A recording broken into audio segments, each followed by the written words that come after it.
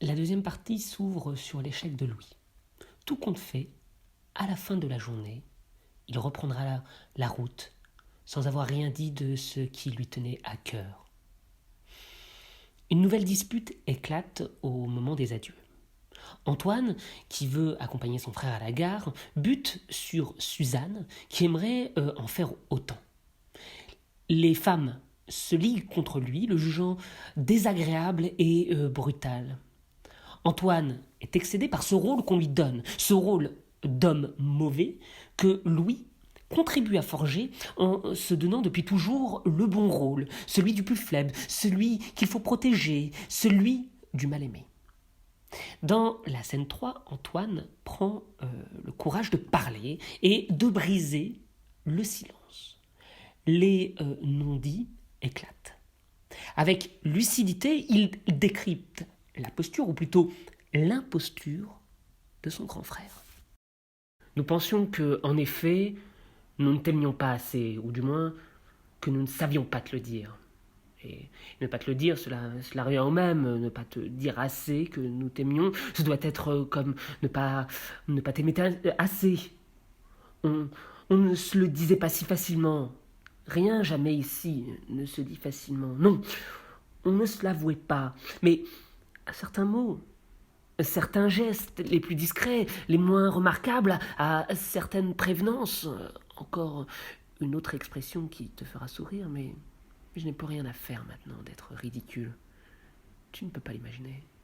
Donc, à certaines prévenances à ton égard, nous nous donnions l'ordre, manière de dire, de prendre plus souvent et mieux encore soin de toi, garde à toi, et de nous encourager les uns les autres à te donner la preuve que nous t'aimions plus que jamais tu ne sauras t'en rendre compte. Je cédais, je devais céder.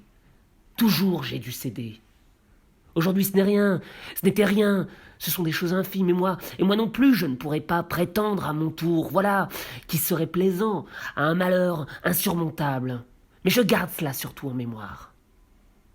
Je cédais, je t'abandonnais des parts entières, je devais me montrer, le mot qu'on me répète, je devais me montrer raisonnable, je devais faire moins de bruit, te laisser la place, ne pas te contrarier, et jouir du spectacle apaisant, enfin de ta survie légèrement prolongée.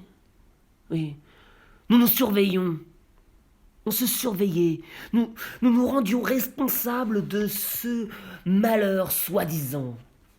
Parce que tout ton malheur ne fut jamais qu'un malheur soi-disant. Tu le sais comme moi, je le sais. Et celles-là le savent aussi. Et tout le monde aujourd'hui voit ce jeu clairement.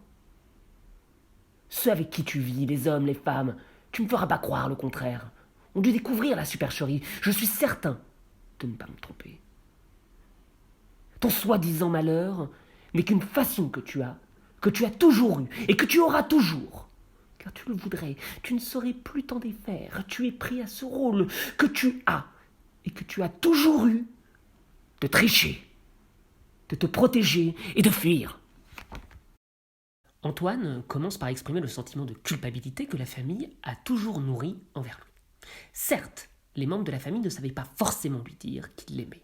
Et à ce propos, une phrase éclaire toute la pièce, je la cite, « Rien jamais ici ne se dit facilement ». Mais en fait, par des gestes, des mots, des attentions discrètes, ces membres n'ont jamais cessé de témoigner à Louis de l'amour, contrairement à ce que la pose que celui-ci peut prendre peut laisser entendre. Sa famille a toujours été aimante, et au fond, sa culpabilité ne se fondait sur rien de réel. Antoine comprend également que l'attitude en retrait de Louis visait en fait à ce qu'on lui donne des signes d'amour. D'ailleurs, n'est-il pas en train d'en donner un en ce moment même à travers cette réplique sincère, réplique qui pourtant fait sourire Louis, gêné ou narquois. Louis aurait ainsi exercé de tout temps une forme de chantage affectif, faisant constamment passer à ses proches une sorte d'épreuve visant à s'assurer de leur amour. Antoine rompt ainsi sa petite mécanique et en dévoile les moindres engrenages. En mettant en scène son malheur, Louis soumet les autres au silence. Il ne faudrait surtout pas le bousculer, non. Il faut rester raisonnable, car sinon ce serait commettre une faute, ce serait contribuer à son malheur. Louis serait donc un tricheur. Le rôle du mal-aimé lui permet de l'emporter sur tout le monde.